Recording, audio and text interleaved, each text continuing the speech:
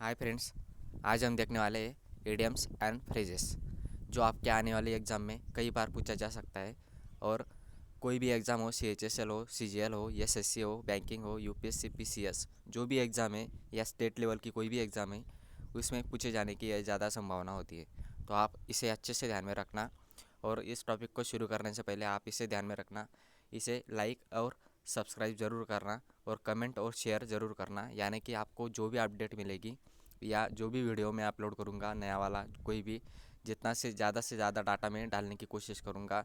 आप जितना सब्सक्राइब और लाइक बढ़ाएंगे उतना। तो मैं टॉपिक को शुरुआत करता हूँ। पहला वर्ड लेते हैं हम। पहला वर्ड है एचिल्स हिल्स। एचिल्स हिल्स का मतलब क्या होता है? कमज़ोर पक्ष, मतलब ए स्मॉल बट फैटल वीकनेस। जो भी हमारी निम्न बाजू होती है, जो भी हमारा वीक ओपिनियन होता है किसी भी चीज़ का, तो उसे हम क्या कहते हैं? उसे हम एचिल्स हिल्स कहा करते हैं। एचिल्स हिल्स का मतलब क्या बताया मैंने? तो कमज़ोर पक्ष, जो भी हमारा वीक ओपिनियन या वीक स्टेटमेंट होता है, तो उसे हम क्या कहा करते हैं? उसे हम एचिल्स हिल्स कहा करते हैं। उसको दूसरे तरीके से हम क्या कह सकते हैं? A small but fatal weakness. तो अगला वर्ड देखते हैं हम। अगला वर्ड है ऐड फ्यूल टू फायर, मतलब आग में घी डालना। To make a matter worse, कोई भी बुरी सिचुएशन है या बुरी परिस्थिति है, उस परिस्थिति में और ज़्यादा उस चीज़ को भड़काना या उस चीज़ को वर्स सिचुएशन ज़्यादा बनाना, तो उसे हम क्या कहते हैं? उसे हम ऐड फ्यूल टू फायर, मतलब आग में घी डालना कहा करते हैं। तो उसका मतलब क्या बताया मैंने? To make a matter worse, और ज़्यादा मैटर वर्स बनाना या बुरी तरीके से बनाना, तो उसे हम ऐड फ्यूल टू फायर कहा करते हैं। तो आपने ज़रूर सुना होगा आग में घी डालना, तो आप अच्छे से इसे ध्यान में रखो। अगला देखते हैं हम। एन आर्म चेयर जॉब, मतलब आसान एवं अच्छी आय। आसान एवं अच्छी आय का मतलब क्या होता है? आय वाली नौकरी का मतलब क्या होता है? जो अच्छी जॉब हो, जो बैठ के काम करना हो, सिर्फ ज़्यादा काम ना हो, और आपको सैलरी भी ज़्यादा मिलती हो। जो कम काम हो या बैठने वाला काम हो, जो आराम से या आसान तरीके से आपको मिला हो, और आपको सैलरी भी बहुत ज़्यादा मिलती है उसके बदले में, तो उसे हम क्या कह सकते हैं?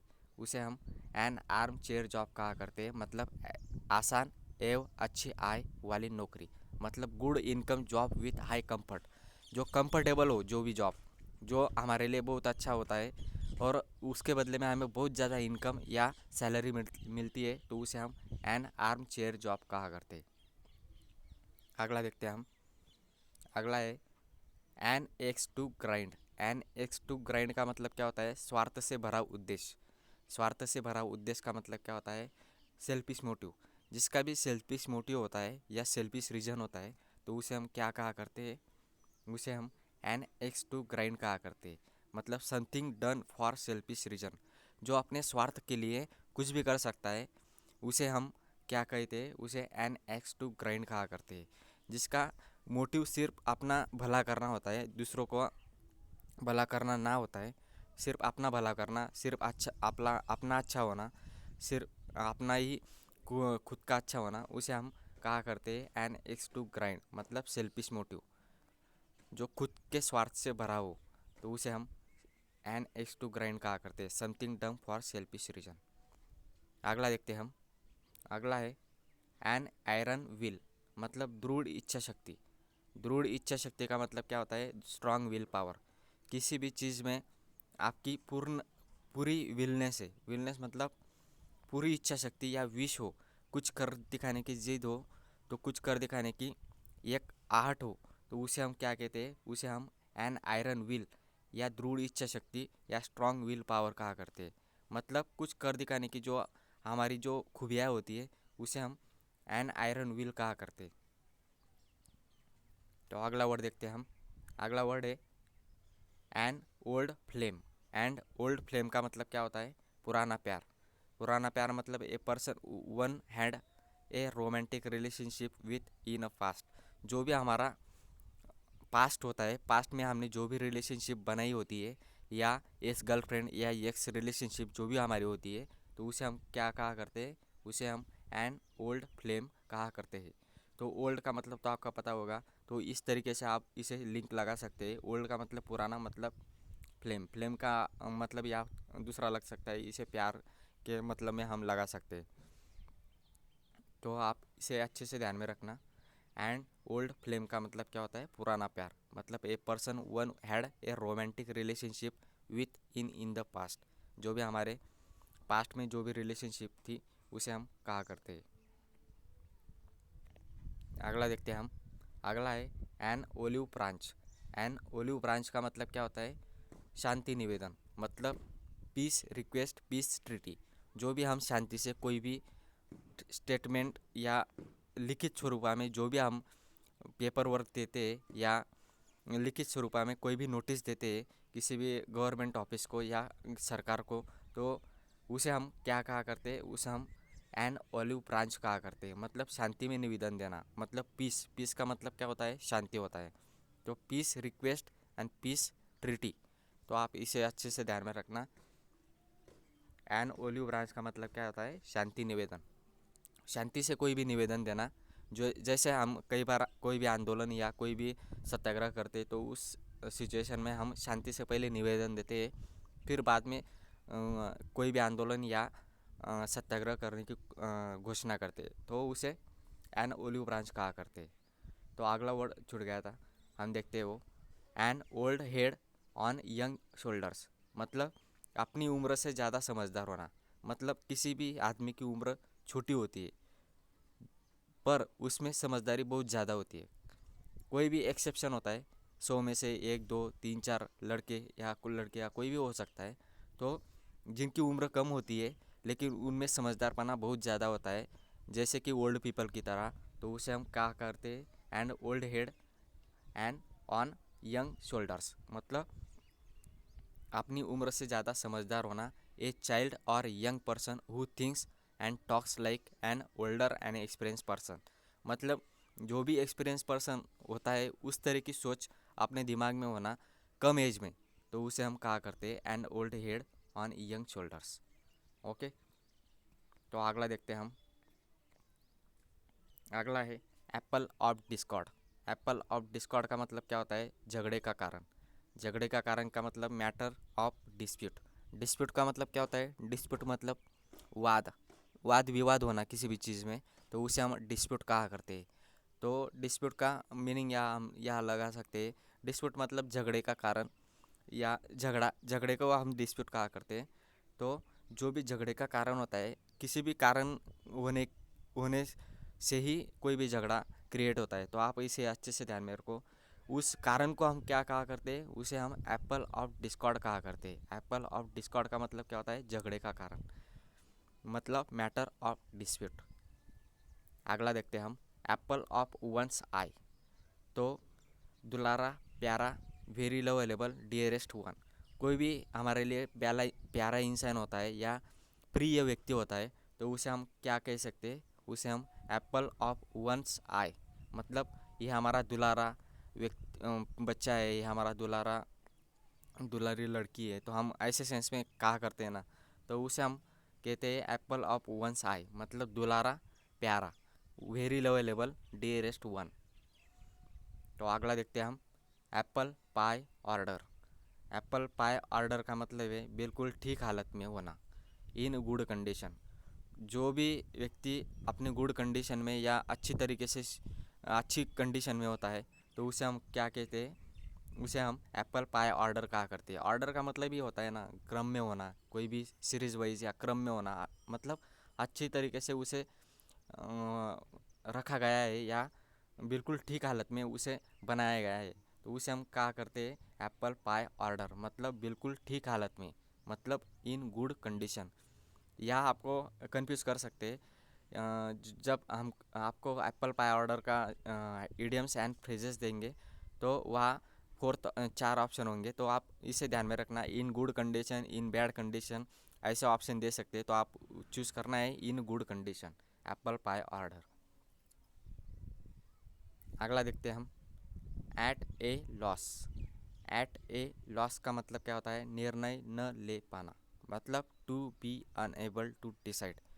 कोई भी हमें डिसाइड करने में शंका आ रही है या हम डिसाइड कर नहीं पा रहे, कोई भी चीज़ को, कोई भी निर्णय को हम डिसाइड नहीं कर पा रहे, कोई भी हम डिसीजन जो भी लेते तो उसे हम कर नहीं पा रहे, या हम उसे स्टक हो गए तो उसे हम क्या कहा करते, उसे हम एट ए लॉस कहा करते। मतलब कोई भी निर्णय न ले पाना, मतलब कोई भी डिसीजन हम ले नहीं पाते या रुक जाते उस जगह पे या उस सिचुएशन पे या वो उस परिस्थिति में, तो उसे हम to be unable to decide, मतलब एबल नहीं है वो डिसाइड करने के लिए, मतलब निर्णय लेने के लिए एबल नहीं है, तो उसे हम कहा करते हैं एट ए लॉस, मतलब निर्णय न ले पाना, to be unable to decide.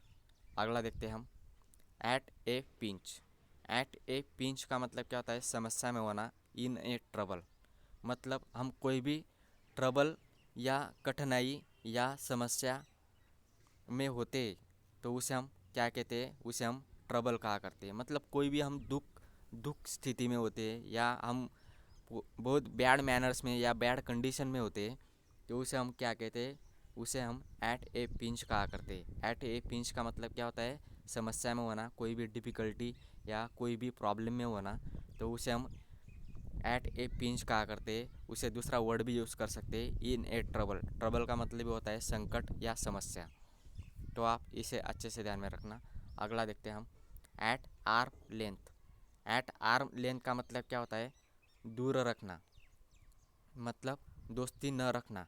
Avoid to becoming too friendly, किसी के साथ फ्रेंडली न रहना या फ्रेंडली बिहेवियर मत करना, उसे हम क्या कहा करते हैं, उसे हम एट आर्म लेंथ कहा करते हैं। मतलब उस चीज़ से हम दूर रहते या उस फ्रेंड से हम दूर रहते, अवॉइड करते, मतलब उसे टालते, इसके पास नहीं जाते, उसे टालने की कोशिश करते हैं, तो उसे हम क्या कहा करते, उसे हम एट आर्म लेंथ, मतलब 2 हाथ दूर ऐसे कहा करते हैं ना हम हर बार, तो उसे हम एट आर्म लेंथ मतलब दूर रखना, दोस्ती न रखना या किसी के साथ फ्रेंडली ना होना, तो उसे हम कहा करते हैं अवॉइड। अवॉइड का मतलब क्या होता है, टालना। अगला देखते हैं, और ये avoid becoming too friendly, too क्या है, टू आपको पता है ये एडवर्ब है। तो अगला देखते हैं हम, एट डैगर्स ड्रॉन।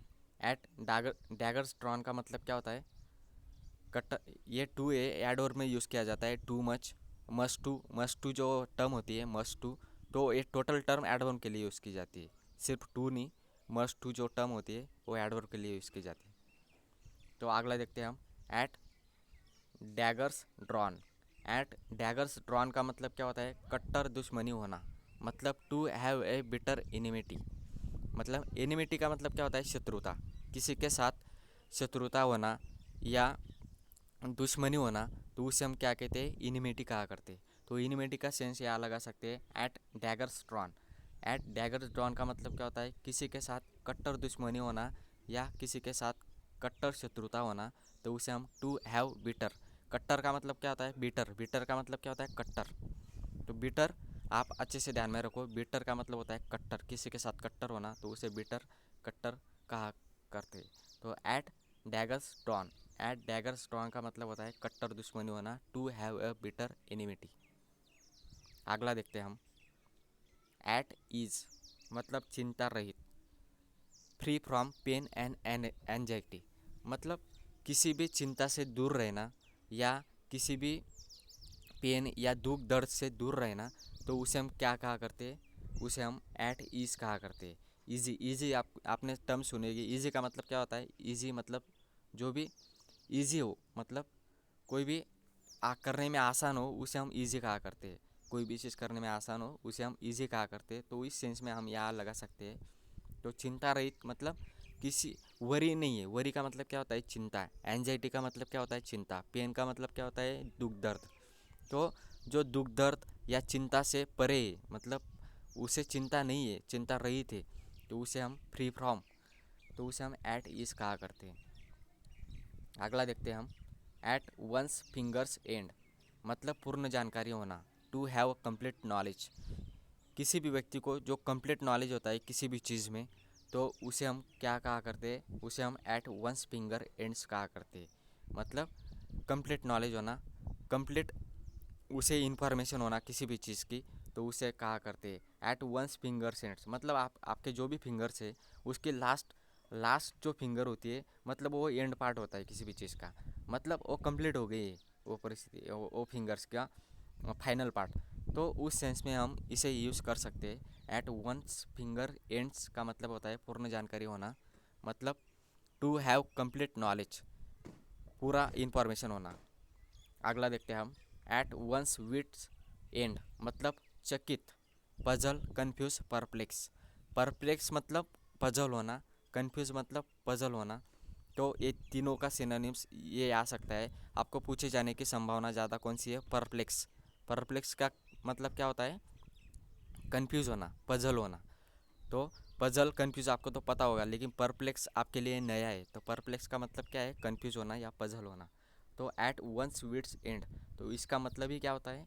चकित होना या आश्चर्यचकित होना या किसी दुविधा में फंसना या हमको कोई भी मार्ग ना दिखना, उसे हम कहा करते हैं एट वंस विट्स एंड। चकित, पजल, कन्फ्यूज, परप्लेक्स। अगला देखते हैं हम। At sixes and sevens. At sixes and sevens का मतलब क्या होता है? अस्त व्यस्त, इन डिसऑर्डर। कोई भी चीज़ क्रम में ना होना, कोई भी चीज़ क्रम में ना होना, उसे हम क्या कहते हैं? उसे हम एट सिक्सेस एंड सेवंस कहा करते हैं। मतलब जो ऑर्डर में नहीं है। ऑर्डर का मतलब क्या होता है? किसी क्रम में होना। और डिसऑर्डर का मतलब क्या होता है? क्रम में ना होना। मतलब बिखरी हुई है, कोई भी चीज़ बिखरी हुई है, जो सीरीज वाइज नहीं है, जो कोर्स वाइज नहीं है, तो उसे हम कहा करते हैं एट सिक्सेस एंड सेवंस, मतलब अस्त व्यस्त होना, इन डिसऑर्डर होना। जैसे हमारे घर में हम घर पे आते तो हम कोई भी चीज़ हमारे, कोई भी सॉक्स हो या शर्ट हो, वो अस्त व्यस्त कहाँ भी डाल देते, तो उस चीज़ में उसे यूज़ कर सकते हैं एट सिक्सेस एंड सेवंस। तो अगला देखते हैं हम। At stake. एट स्टेक का मतलब क्या है? दाव पर।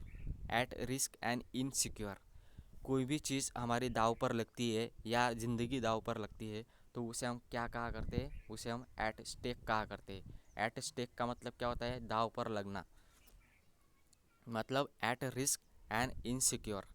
एट स्टेक का मतलब स्टेक, स्टेक का मतलब क्या होता है? दाव पर लगना। Eight risk and insecure. आपको फिलर्स में कई बार आ सकता है एट। स्टेक के पहले कौन सा वर्ड आता है या प्रीपोजिशन आता है, तो ऐट दे सकते हैं, या सिक्सेस एंड सेवंस में भी ऐट दे सकते हैं। तो ये भी आप अच्छे से ध्यान में रखना। आपको कई बार ऐसे फिलर्स में भी या इम्प्रूवमेंट में भी कहा जाता है, तो आप अच्छे से इसे ध्यान में रखना। एट स्टेक का मतलब क्या बताया मैंने? दाव पर लगना या एट रिस्क एंड इनसिक्योर होना। अगला देखते हैं हम। एट द 11th आवर मतलब अंतिम समय में। एट द लास्ट मोमेंट, कोई भी परिस्थिति का लास्ट जो मोमेंट होता है या डे का जो भी लास्ट मोमेंट होता है, किसी भी चीज़ का जो भी लास्ट मोमेंट होता है या आखिरी समय होता है, तो उसे हम क्या कहते हैं? उसे हम एट द 11th आवर कहा करते हैं। एट द 11th आवर का मतलब क्या होता है? आखिरी समय में होना, मतलब अंतिम समय में होना, उसे हम एट द 11th आवर कहा करते हैं, एट द लास्ट मोमेंट। अगला है back stairs gossips. Back stairs gossip का मतलब क्या होता है? नौकरों के बीच का गपशप। गोसिप्स टर्म आपने कई बार सुनी होगी। गोसिप्स जैसे हम कई बार सुनते हैं ना, गोसिप्स का मतलब क्या होता है? बातचीत करना या गपशप करना। तो उस सेंस में हम उसे यूज़ करते हैं बैक स्टेयर्स गोसिप्स। नौकरों के बीच जो भी गपशप होती है, टॉक अमंग सर्वेंट्स या अनफेयर टॉक्स। जो टॉक कोई भी काम की नहीं होती है, मतलब कोई भी काम का हम वो वर्ड यूज़ नहीं कहा करते उस चीज़ में। टॉक अमंग सर्वेंट्स, सर्वेंट्स का मतलब क्या होता है? नौकर्स। अनफेयर टॉक्स, अनफेयर टॉक का मतलब क्या होता है? मतलब उसकी कोई वैल्यू नहीं है उस चीज़ की, या उसका कोई इम्पोर्टेंस नहीं है, उसे हम अनफेयर टॉक्स कहा करते हैं। मतलब नौकरों के बीच जो होती है बैक स्टेयर्स, बैक स्टेयर्स मतलब पीछे। बैक स्टेयर्स का मतलब क्या होता है? तो उसे हम बैक स्टेयर्स गॉसिप, नौकरों के बीच की गपशप, talk among servants and unfair talks कहा करते हैं। तो आज हम 22 तक देखेंगे और इसकी एक रिकैप लगा लेते हैं। फिर अगला वीडियो हम आगे की क्लास में लेंगे। तो हम इसकी एक रिकैप शॉर्ट 2 मिनट में देखते हैं, यानी कि आपको अच्छे तरीके से फिर याद हो जाएगा। एचिल्स हिल्स। एचिल्स हिल्स का मतलब क्या बताया था मैंने? कमज़ोर पक्ष, मतलब वीक ओपिनियन, मतलब वीक स्टेटमेंट किसी को कहते हैं, उसे हम एचिल्स हिल्स कहा करते हैं, कमज़ोर पक्ष कहा करते हैं। A small but fatal weakness. Add fuel to fire, आग में घी डालना। टू मेक मैटर वर्स, कोई मैटर बुरी तरीके से फंसा हुआ है उसे और तरीके से और ज़्यादा भड़काना, उसे हम ऐड फ्यूल टू फायर या आग में घी डालना कहा करते हैं। ऐट आर्म चेयर जॉब मतलब कोई भी आसान तरीके से आपको नौकरी मिल जाना, उसके बदले में आपको बहुत ज़्यादा इनकम भी मिलता हो, तो उसे हम कहा करते हैं एन आर्म चेयर जॉब मतलब good income job with high comfort. अगला एन एक्स टू ग्राइंड स्वार्थ से भरा उद्देश्य। जो भी सेल्फिश मोटिव होता है या सेल्फिश रीजन के लिए जो भी हम काम करते हैं तो उसे हम एन एक्स टू ग्राइंड कहा करते हैं मतलब स्वार्थ से भरा उद्देश्य। जो अपने स्वार्थ के लिए कुछ भी करता है तो उसे हम कहा करते हैं an axe to grind. An iron will का मतलब दृढ़ इच्छा शक्ति होना या स्ट्रांग विलनेस होना किसी भी चीज़ में, तो उसे हम कुछ करने दिखाने की जिद होना, तो उसे हम कहा करते हैं N iron will. An old flame मतलब पुराना प्यार। जो भी हमारा पुराना प्यार होता है जैसे एक्स गर्लफ्रेंड या एक्स रिलेशनशिप कोई भी हमारी होती है तो उसे हम एन ओल्ड फ्लेम पुराना प्यार a person one had romantic relationship with in the past. अगला an old head on young shoulders अपनी उम्र से ज़्यादा समझदार होना। अगर हम अपनी उम्र से ज़्यादा समझदारी हम में आए या एक्सपीरियंस पर्सन की तरह हम में बिहेवियर हो कम उम्र में तो उसे हम an old head on young shoulders कहा करते हैं। ए चाइल्ड और young person who thinks and talks like an older and experience person. An olive branch का मतलब होता है शांति निवेदन देना, पीस रिक्वेस्ट, पीस ट्रीटी। कोई भी हम लेटर देते हैं या निवेदन या नोटिस देते हैं जो शांति से देते हैं उसे हम एन ओलिव ब्रांच कहा करते हैं। पीस रिक्वेस्ट मतलब पीस ट्रीटी। अगला एप्पल ऑफ डिस्कॉर्ड मतलब झगड़े का कारण, मैटर ऑफ डिस्प्यूट मतलब जो भी हम झगड़ा करते हैं उसके पीछे कोई ना कोई कारण होता है तो उस कारण को हम क्या कहा करते हैं, उसे हम एप्पल ऑफ डिस्कॉर्ड कहा करते हैं। एप्पल ऑफ डिस्कॉर्ड झगड़े का कारण। Matter of dispute Apple of one Sai मतलब दुलारा प्यारा मतलब वेरी लवेलेबल डियरेस्ट मी, डियरेस्ट वन। जो भी हमारा प्यारा व्यक्ति होता है या लवेलेबल व्यक्ति होता है उसे हम एप्पल ऑफ वंस आई कहा करते हैं। अगला एप्पल पाई ऑर्डर मतलब बिल्कुल ठीक हालत में होना, अच्छी तरीके से होना, क्रम से होना, उसे हम एप्पल पाई ऑर्डर कहा करते हैं मतलब इन गुड कंडीशन जो अच्छी कंडीशन में होता है उसे हम एप्पल पाई ऑर्डर कहा करते हैं। एट ए लॉस निर्णय न ले पाना मतलब अनडिसाइडेड कहा कर सकते हैं। To be unable to decide जो निर्णय नहीं ले पाता उसे हम कहा करते हैं at a loss. At a pinch मतलब समस्या में होना, कोई भी डिफ़िकल्टी या प्रॉब्लम में होना या ट्रबल में होना उसे हम कहा करते हैं एट ए पिंच मतलब समस्या में होना, in a trouble. At arm length का मतलब होता है दूर रखना, दोस्ती न रखना मतलब किसी के साथ फ्रेंडली बिहेवियर मत करना या फ्रेंडली मत रहना, तो उसे हम कहा करते हैं एट आर्म लेंथ मतलब उसे टालना कहा करते हैं। एट डैगर्स ड्रॉन मतलब कट्टर दुश्मनी होना, टू हैव अ बिटर इनिमिटी मतलब किसी के साथ शत्रुता होना या कट्टर दुश्मनी होना। बिटर का मतलब होता है कट्टर, तो किसी के साथ कट्टर दुश्मनी होना या शत्रुता होना उसे हम एट डैगर्स ड्रॉन कहा करते हैं। अगला है एट ईज मतलब चिंता रहित। जो भी हमें कोई चिंता नहीं रहती किसी भी चीज़ की या किसी भी आदमी की, तो free from pain and anxiety जो दुख दर्द से या एंजाइटी से परे हो, जिसे चिंता नहीं हो या पेन दुख दर्द नहीं हो, उसे हम एट ईज कहा करते हैं। एट वंस फिंगर्स एंड्स मतलब पूर्ण जानकारी होना, to have complete knowledge complete कोई भी इंफॉर्मेशन आपको होती है, पूर्ण जानकारी होती है, उसे हम एट वंस फिंगर्स एंड्स कहा करते हैं। एट सिक्सेस एंड सेवन्स मतलब अस्त व्यस्त होना, इन डिसऑर्डर जो कोई भी क्रम में नहीं होता है, जो बिखरा हुआ होता है, उसे हम एट सिक्सेस एंड सेवन्स कहा करते हैं। अस्त व्यस्त होना मतलब इन डिसऑर्डर होना। अगला एट स्टेक का मतलब होता है दाव पर लगना। एट रिस्क एंड इनसिक्योर कोई भी चीज़ या कोई भी परिस्थिति हमारी दाव पर लगी होती है तो उसे हम कहा करते हैं एट स्टेक या एट रिस्क एंड इनसिक्योर परिस्थिति। एट द 11th आवर मतलब अंतिम समय में होना, आखिरी समय में होना, उसे हम कहा करते हैं at the last moment, at the 11th hour. Back stairs gossips मतलब नौकरों के बीच का गपशप, talk among servants unfair talks मतलब सर्वेंट्स जो भी अनफेयर टॉक करते हैं, जो बिना मतलब की होती है, उसे हम बैक स्टेयर्स गॉसिप कहा करते हैं। तो आज हम इतना ही देखते हैं। आप इसे सब्सक्राइब, लाइक, कमेंट और शेयर ज़रूर करना, और अगले आने वाली वीडियो की नोटिफिकेशन ज़रूर पाना। तो हम देखते हैं, हम अगला वीडियो देखेंगे कल या परसों। तो आप इसे सब्सक्राइब ज़रूर करना, यानी कि आपको नोटिफिकेशन ज़रूर आ जाए।